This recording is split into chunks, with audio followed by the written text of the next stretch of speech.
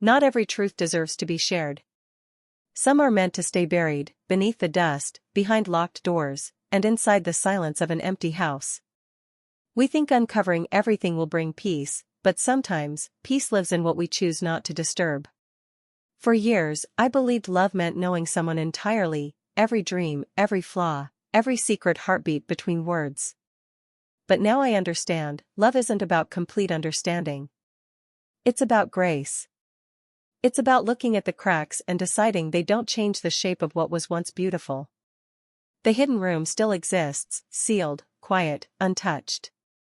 On certain nights, when the wind slips through the cracks of the old windows, I can almost hear it breathe again, the faint rustle of curtains, the echo of footsteps that aren't there anymore. It's as if the house itself remembers, holding the past like an old photograph too fragile to touch. Sometimes, I walk past that wall and pause. Not to mourn, but to acknowledge it.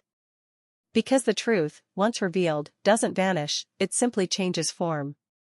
It becomes a lesson whispered in the stillness, reminding me that love and betrayal, truth and silence, are often made of the same thread.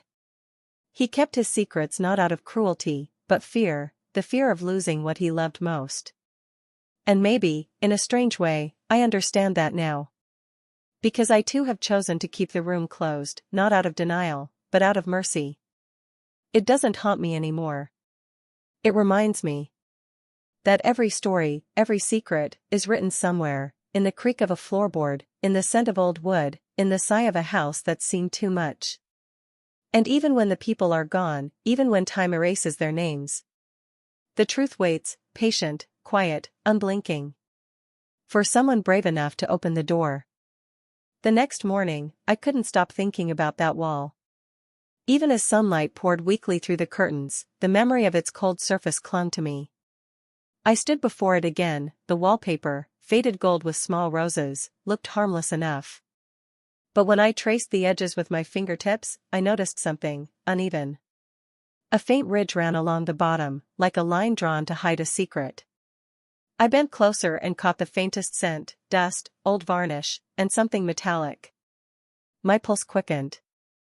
I tapped the wall gently, then harder. It echoed, hollow. The sound of emptiness, right where solid brick should have been. That was the moment I stopped breathing. Why would my husband seal off part of his own house?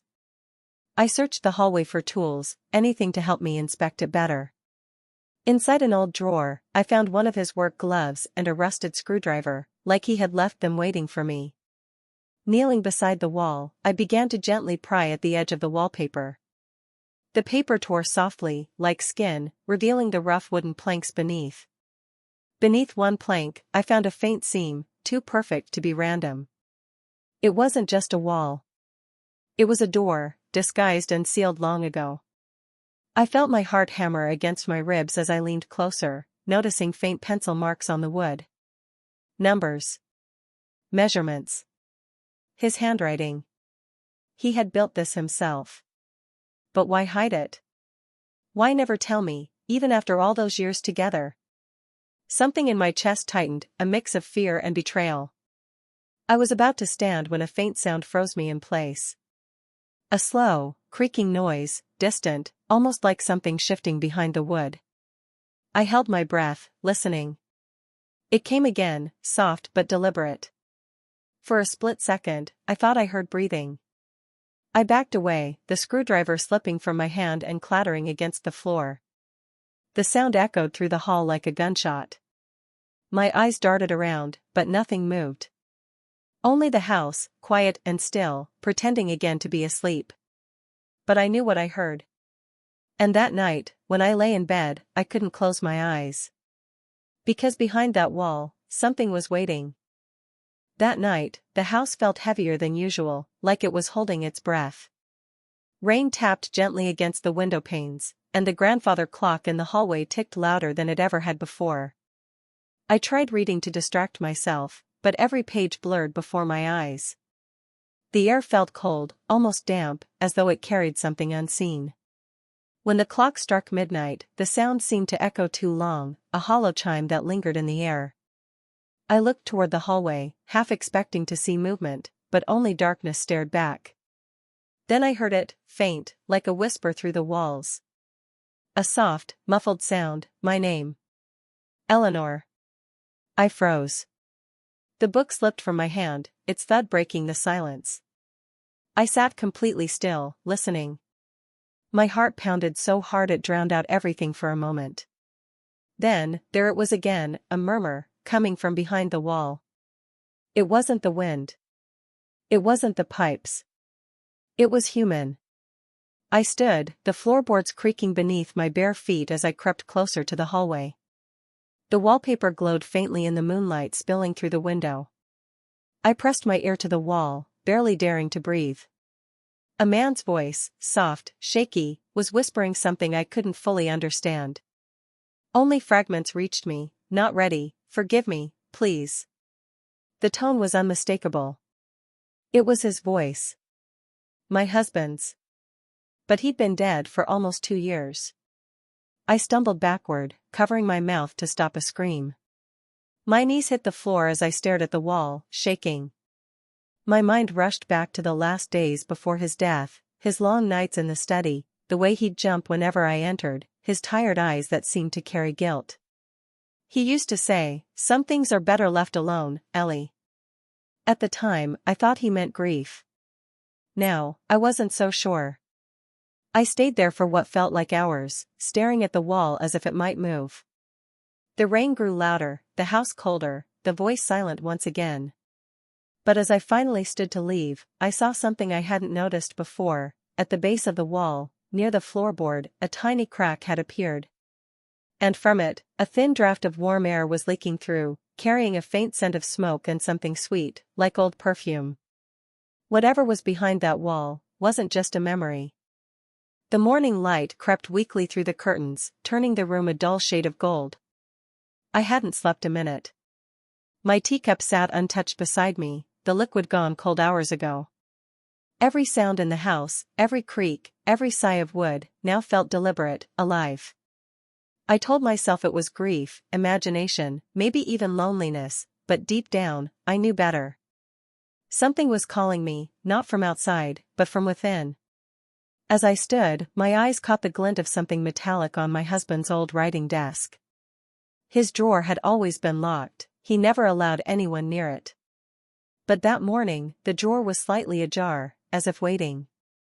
I hesitated, hand trembling above the handle. When I finally pulled it open, a faint whiff of cedar and dust filled the air, and there, lying neatly on a folded handkerchief, was an old iron key. The key was unlike any I'd ever seen. It was small, blackened with age, and engraved with a single initial, E. My breath caught. He'd left it for me. I turned it over in my palm, feeling its weight. It wasn't just metal, it carried something heavier, a history I hadn't yet uncovered. I searched the desk further, through papers yellowed by time, through letters addressed to people I'd never met. One envelope was sealed with red wax, my husband's handwriting scrawled across it, "Do not open until you're ready." My throat tightened. I placed it aside, my fingers trembling as I whispered, "Ready for what?"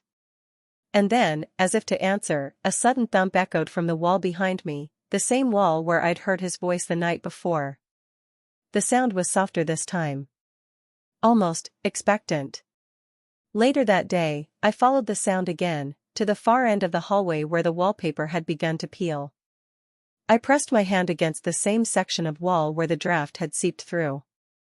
It was warm again, impossibly warm, like something behind it was alive. I traced the cracks along the surface and noticed faint carvings hidden beneath the paper. With careful fingers, I peeled it back, and there it was, a strange, circular mark etched directly into the plaster. It looked like an old seal, the same letter E engraved in the center. My husband's initial. The key in my hand seemed to hum softly, as though it recognized the mark. A chill ran down my spine. I didn't know what was behind that wall, but I was sure of one thing now. He had built it for a reason. And that reason was waiting for me to find it.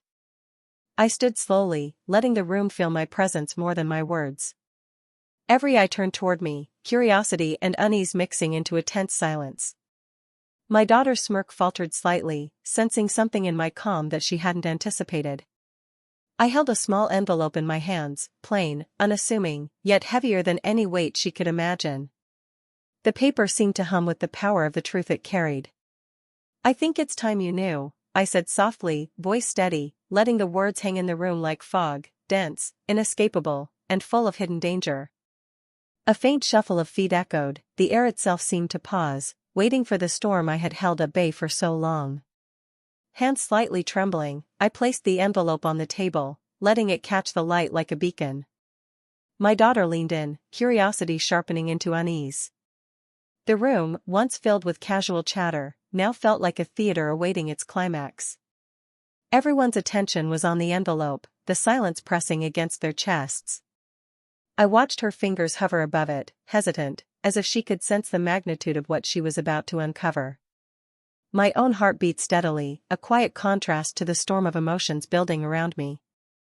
Could she handle what she was about to see? Could she comprehend the years of hidden truths I had kept close to protect her and our family? Moment approaches. As her fingers finally touched the envelope, the tension was almost unbearable.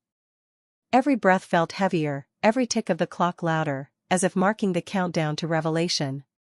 My eyes met hers, calm but piercing, conveying the gravity of what was inside. The subtle shift in her posture told me she was no longer in control, the power had quietly moved. Around us, family members leaned forward, senses alert, waiting for the first spark to ignite the quiet reckoning. The envelope, small and unassuming, held the key to years of concealed sacrifices, unacknowledged devotion, and the truth she had mocked without realizing its weight. Would she survive the shock when she finally opened it? The room seemed to hold its breath, waiting for the moment that would change everything.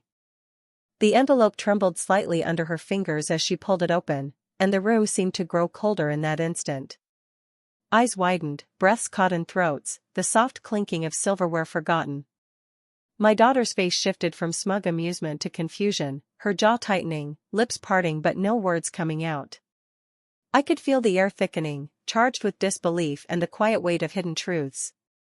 Every paper inside, receipts, letters, bank slips, was a testament to years she had ignored, years of sacrifices that had kept our family afloat without her knowledge.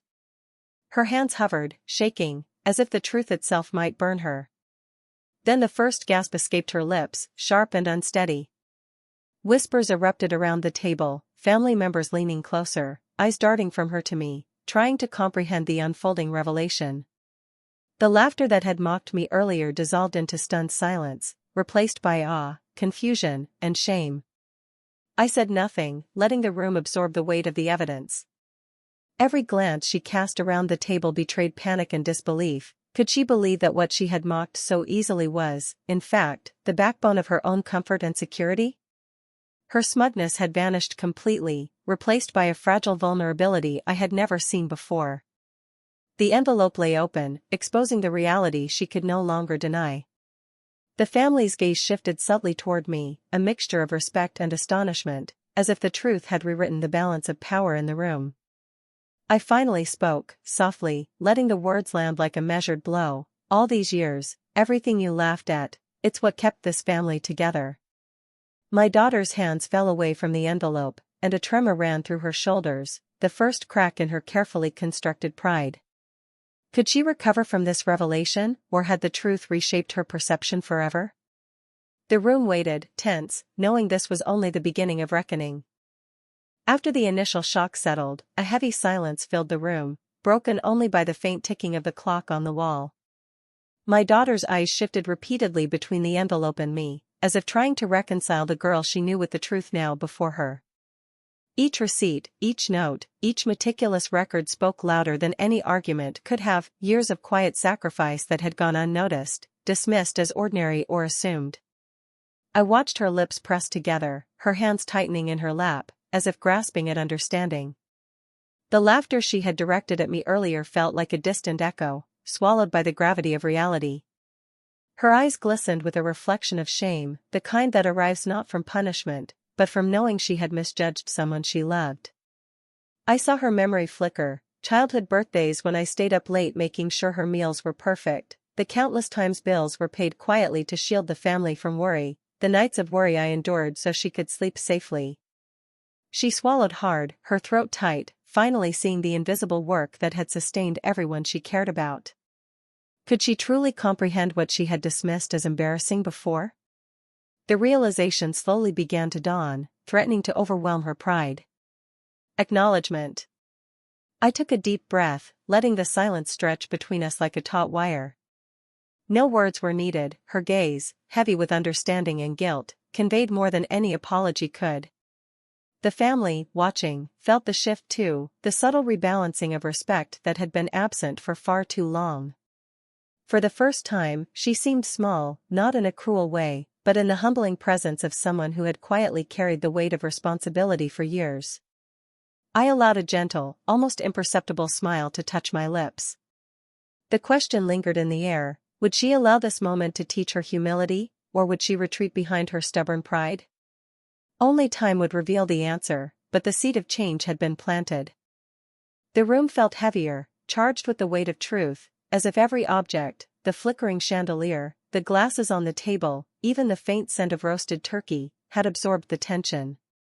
My daughter's shoulders slumped slightly, and she avoided direct eye contact, tracing the rim of her glass with trembling fingers. Around us, the family seemed to hold their breath, sensing a shift they couldn't yet name. The whispers had vanished, replaced by a charged silence where the truth hovered like a living presence. For the first time, she seemed to see me not as the embarrassing mom, but as someone whose quiet labor had shaped the very home she had grown up in. Her mind replayed the years she had taken for granted, the sleepless nights I endured so she could thrive, the hidden payments, the small sacrifices that went unnoticed. Each memory collided with her earlier mockery, creating a storm of guilt and recognition that left her breathless. She clenched her hands in her lap, as if holding herself together against the tidal wave of realization. My silence became louder than any lecture could have been, my calm composure highlighted her misjudgment. The room, once a stage for laughter and jest, now pulsed with the quiet power of revelation. Toward understanding. Slowly, she lifted her eyes, hesitating, caught between embarrassment and acknowledgement. Her lips parted as if to speak, but no words came. The truth was too vast, too overwhelming to be summed up immediately. In that moment, I understood that transformation didn't happen with one glance. It was a process, a slow awakening. Yet the seed had been planted. Pride and misunderstanding were beginning to crumble, replaced by the first flicker of respect and awareness. Could she embrace it fully, or would she retreat into denial? The air hung heavy with possibility, and the evening story had only just begun to turn. The room seemed to shrink as all eyes finally turned to my daughter. She sat frozen, the once confident smirk replaced by a tremor of uncertainty. I placed my hands on the envelope I had brought, the paper worn from years of careful preservation, and slid it slowly across the table toward her. Every second stretched endlessly, punctuated by the quiet tick of the wall clock. The whispers from earlier had vanished completely, leaving only the gravity of what was about to be revealed. Her fingers hovered over the envelope, hesitant, as if touching it would pull the weight of decades into her hands. She opened the envelope slowly, and her eyes scanned each page: receipts, letters, proof of hidden sacrifices, moments she had never known or acknowledged. Her breath hitched. The reality of my silent labor, my patience, my unwavering support, sank into her consciousness like ice in warm water. Each line she read chipped away at the arrogance she had carried for so long, leaving raw vulnerability in its place. The room held a collective, reverent pause, the family witnessing her transformation in real time, the echoes of judgment replaced by dawning understanding. Her gaze finally met mine, eyes glistening with shame, awe, and a hint of gratitude. The laughter, the mockery, the casual cruelty, all vanished in that instant, replaced by the first glimmer of respect. She swallowed hard, voice trembling, and whispered, I didn't know. That single admission carried the weight of years of misunderstanding, and it was enough. I smiled faintly, letting her realize the depth of the lesson herself. The evening's tension began to dissipate, leaving an electric hum of revelation. Could she carry this newfound understanding forward, or would it slip away like smoke?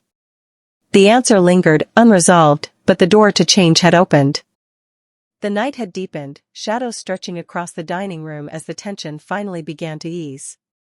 My daughter sat quietly, her hands folded on the table, the envelope still open before her. The family remained hushed, as if afraid to break the fragile peace. I took a slow, steady breath, feeling the weight of years of unacknowledged sacrifice lift slightly from my shoulders. The air was thick with reflection, memories, and the ghost of past arguments. Every glance exchanged in the room spoke louder than words, understanding, remorse, and the first seeds of reconciliation. I finally spoke, my voice calm yet firm, carrying the echoes of patience and strength built over decades. I didn't do this to shame anyone. I did it so you would see what was done in love, not for recognition. My daughter's lips trembled, tears forming as she nodded slowly. For the first time, she truly understood the silent labor behind the life she had always taken for granted. The room, once full of laughter and mockery, now held a reverent stillness, a moment suspended between past ignorance and newfound respect. Could this be the turning point that reshaped their hearts forever? Eventually, the envelope was closed, carefully placed back into my hands, but the lesson lingered like the soft glow of candlelight. My daughter reached out, hesitantly, to touch my hand, a silent apology that spoke louder than words ever could. I smiled, letting the warmth of that small gesture fill the space. The night, once heavy with judgment and embarrassment, now hummed with the quiet electricity of understanding. I rose, stepping toward the door, not as the defeated or the mocked, but as a woman who had reclaimed her dignity, her voice, and her worth. And as I left the room, I knew that this night, this revelation, had changed everything, not with anger, but with truth. The key turned in the lock with a sound that felt too loud for the silence that followed. Dust floated lazily through thin beams of sunlight as I pushed the heavy door open. The air smelled of old wood, faded perfume, and memories too strong to disappear. For a moment, I just stood there, listening to the creak of the floorboards, half expecting his voice to come from the next room. But there was only silence. Every corner seemed frozen in time, his coat still hanging by the door, the framed wedding photo slightly tilted as if it had sighed and leaned over the years. My hand trembled as I brushed the dust off the piano. The keys didn't play anymore, yet the room still hummed with something unfinished. Why did this house feel like it was watching me? I walked through each room slowly, my footsteps soft on the worn carpet. The sound echoed faintly, bouncing between walls that had once heard laughter. The living room smelled faintly of his cologne, sharp and comforting, like a ghost that hadn't yet learned to leave. On the mantel sat a box of matches beside an old candle, melted and crooked, as if it too had been waiting for me to come back. I sat on the couch, my hands folded, feeling the quiet press in. For years, I thought coming back here would bring me peace, but instead, it brought a strange unease. Every tick of the clock seemed louder, sharper, almost impatient. Was I just mourning, or was something inside this house still holding on? As I headed upstairs, I noticed something odd, a faint draft brushing against my ankles, though every window was shut tight.